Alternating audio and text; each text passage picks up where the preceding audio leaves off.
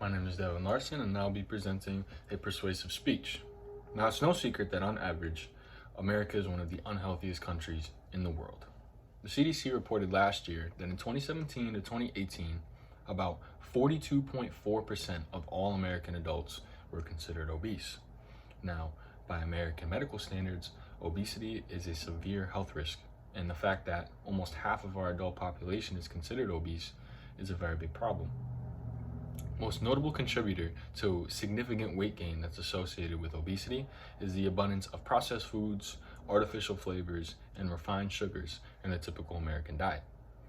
PublicHealth.org reported this year that the role of diet in the U.S. obesity epidemic is obviously major, and that added sugars from soda and energy drinks are wreaking havoc on American waistlines. Now, not only our waistlines, but also our health. Many of America's most prevalent, life-threatening health conditions, such as cancer, cardiovascular disease, type 2 diabetes, coronary heart disease, and end-stage renal disease, have been linked to obesity, according to the BMJ and the CDC. Now, what if our government began to tax unhealthy food and subsidize healthier foods?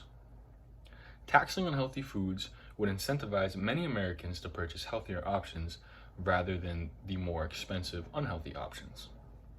Financial burden is a commonly reported reason for not being able to eat healthily in America. The reality of the situation is that a McDonald's Happy Meal is always less expensive and more accessible than the ingredients needed to make a healthy meal. Now, if we were to start taxing fast food and other easily accessible, very unhealthy foods and subsidize healthy foods for people who could not afford them, we would see a shift in the American diet from unhealthy, fatty foods to more whole and nutritious foods. And this has worked in other countries. We've seen success with this method in other countries. Notably, Denmark, Hungary, and France have all implemented some sort of health tax. In 2016, the US obesity ranking was number 12 globally. That's pretty high on the list. Comparatively, Denmark was number 109, Hungary was number 41, and France was number 87, all much, much lower and with much lower obesity rates than America. On top of this benefit, the tax would also be generating revenue.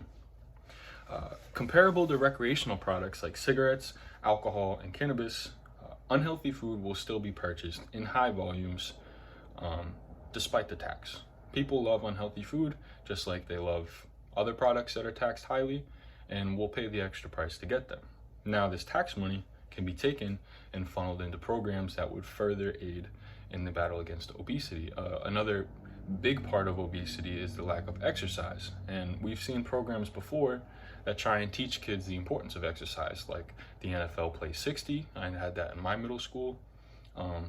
There's also public fitness centers that could be open with tax revenue that would help poor people in communities have access to exercise equipment.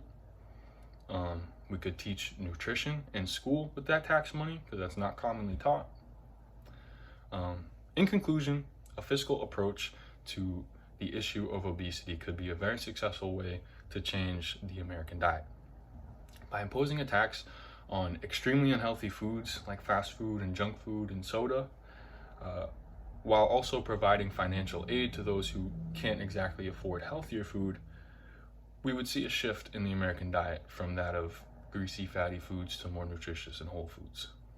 Also, the revenue generated could aid further in the battle against obesity or other ventures with tax revenue. All in all, a health tax could be a very beneficial way to reduce obesity rates in America. Thank you.